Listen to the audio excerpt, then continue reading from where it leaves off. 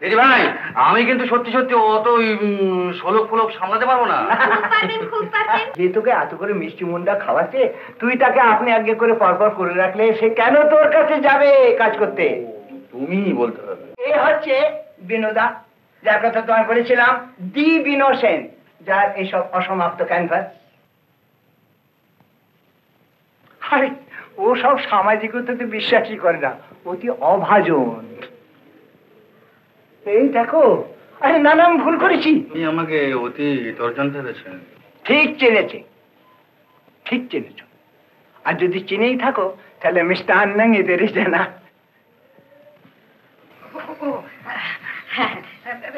এক্ষুনি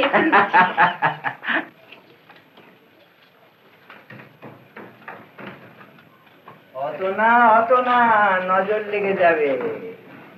শ্যামা শিখর দশনা বক্কবিম্বাধর ওষ্ঠী মধ্যে ছামা চকিত হরিণে প্রেক্ষা।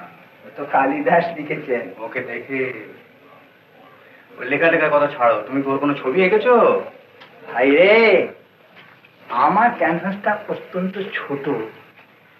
হায় গগন নহিলে তারে ধরিবে কিবা। ভূমিকা তো ভালোই জমালে, বিষয়বস্তু এসো। আসছি, সব হচ্ছে। বলিস কি, বিনোদা মিষ্টি খাবে? হ্যাঁ গো, দাদু যে বললো মিষ্টান্ন নিতরে জানা।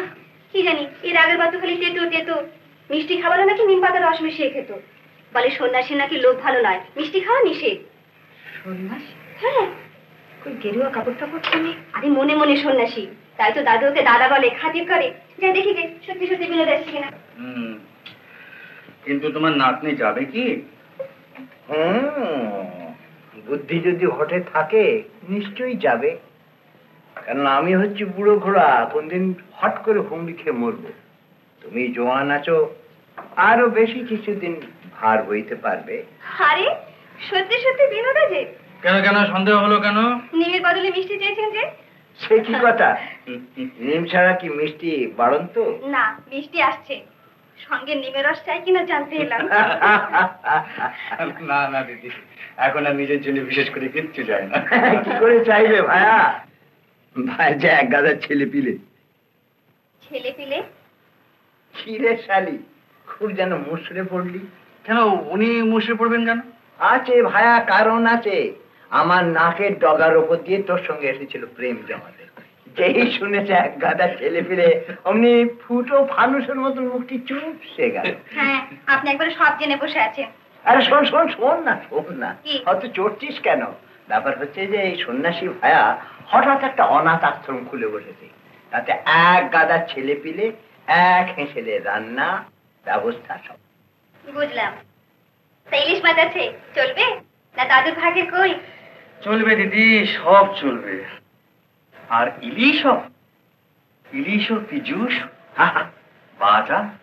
বাজো তরঙ্গ মদ গুরো রিব উচ্চ কবজি মম জীবনম। হায় ষোলো শুনে আমার নোড়ায় জল এসে গেল ভাই। কিন্তু জুটবে কি? দেখি। দিদি ভাই, আমি কিন্তু সত্যি সত্যি অত শোলক ফোলক সামলাতে পারবো না। খুব পারবেন। একটু চেঁচেন দেখি, চঞ্চনে খিদে পাবে। আর আমাদের কানো মধু ঝরুক, বুঝি। ওই শালিকে বেশ ভালো করে গান শোনাও, ওর কানের মধ্যে দিয়ে মরমে পথ। আপনার খাবার। এই দেখ, বিনোদাও এসে পড়লো, আর তুইও কাজ পেয়ে গেলি। কি যে বলেন দাদু, খাবার আনা কি একটা কাজ? সত্যি কাজ। সত্যি কাজ?